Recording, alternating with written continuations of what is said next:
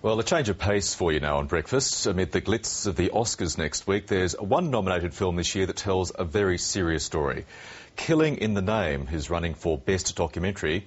It follows a Jordanian man who lost 27 friends and family members when an Al-Qaeda suicide bomber targeted his wedding. Now, let's take a look at a bit of the film, and a warning: the content is quite confronting.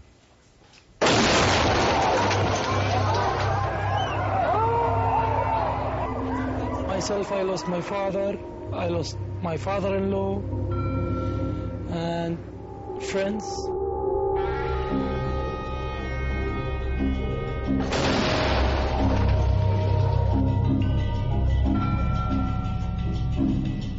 They don't have the right to kill people in the name of God.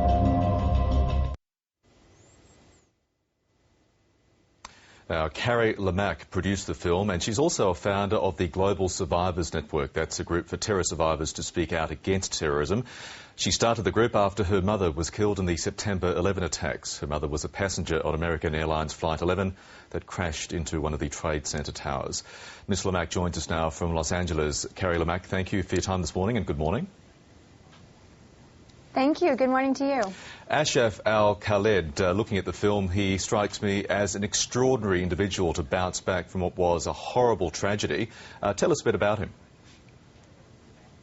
Ashraf is an amazing man. He's fearless.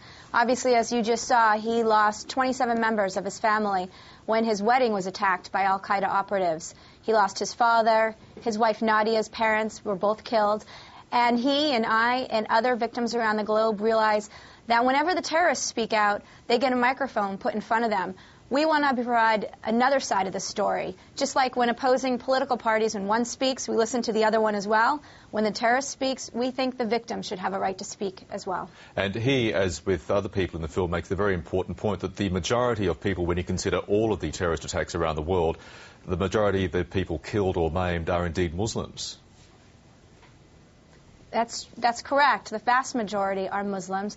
Even if we look at the Bali bombing, where there are 88 Australians were killed, but a very large number of Muslim Indonesians were also killed in the first Bali bombing. And of course, there have been so many others around the Arab and Muslim worlds.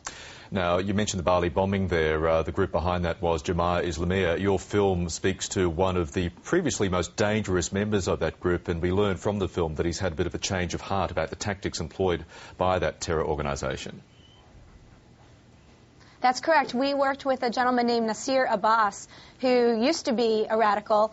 He has now changed his ways, and he's helping to de-radicalize people who want to kill innocents in the name of what they consider their religion.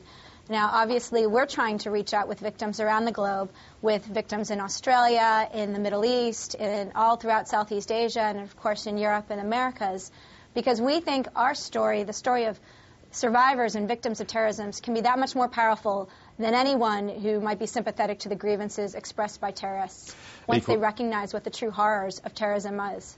And equally, I suppose, one of the more depressing aspects of the film, we travel with one of the widows of an Indonesian man killed in Bali, when she addresses a madrasa of young Muslims who are gearing up to take part in what they say is the global jihad. And it appears from the film that her anti-terror message has limited impact. Well, I've seen the film many times. As you can imagine, I do screenings all over the globe. And there are some students in that madrasa who are saying what they've been